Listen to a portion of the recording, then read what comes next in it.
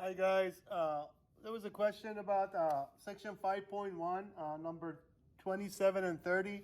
I had an earlier video, I made one for section 5.1, number 29, which is very similar to these two, 27 and 30. So hopefully you can go back and revisit that also. But let me start with 27. I'm gonna probably do two different videos because especially 30 is kind of long because we do have some basic algebra to perform before we can solve the system of the equation, okay? But let me just see if I can do the 27 on this one, and then I'll make another one for number 30, okay? This is number 27, and the problem is the system of equation is x over 2 plus y over 3 equals to 4. That's our first equation. The second equation is 3x over 2 plus 3y over 2, and that's equal to 15, okay? So we want to solve this system. So if you remember from our last video, the first step is to, of course, remove all the fractions here. And the way we do that, we find the LCD, the least common denominator of the 2 and 3, of course, is 6. So we multiply both sides by 6.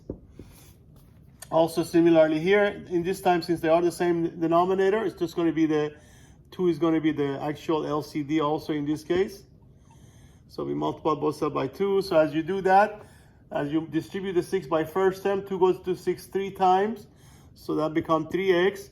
As you distribute 2 by second term, 3 goes into 6 2 times. That becomes 2y. And then 4 times 6, which is 24. So if you remember, this is exactly the structure you want to have. X something times x plus something times y equals to a number. So we're going to make this one the same way. Same structure. So again, as you distribute by 2, so 2's cancel. That gives you 3x. Also, 2 cancels the 2, gives you 3y, and of course 15 times 2, which is 30. So now you have two choices. You can make this one negative 3x and add them together to remove the 3x, or you can make this one negative. So I'm going to go ahead and multiply the top equation by negative 1, so we can remove the x, okay? So we can eliminate the x. You could also eliminate the y, but in this case it's easier. So negative 1 times 3x becomes negative 3x. So as you add it to 3x, of course, that goes eliminated. It becomes 0. Negative 1 times 2y is negative 2y plus 3y, which will just give you y. And then negative 1 times 24, which is negative 24, plus 30, which should be number 6. So there's your y value. So there's your y. Now we still have to find the x. You can actually go to any of these equations, replace the y with 6 and solve for x. But I'm going to go ahead and go to this one. I think the first equation, the original, not the original, but this second equation that we got after multiplying by 6. This is probably one of the more user-friendly ones. So I'm going to use this one with this together. See if we can solve. I don't know if I have enough room or not, but I'll try. So we're going to bring that equation with the value of y. So that says 3x. Plus 2 times y. Now remember, we just found y to be 6, so 2 times 6 becomes 12. So that's 3x plus 12 equals to 24. So to isolate the x, we'll go ahead and subtract 12 from both sides, which says 3x equals to also 12, because 24 minus 12.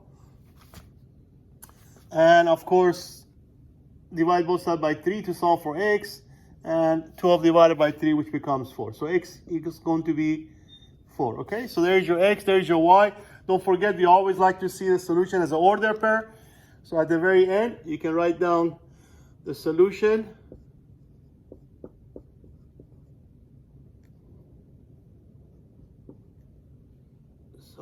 The solution equals, open the braces, and then the order pair is x value is 4.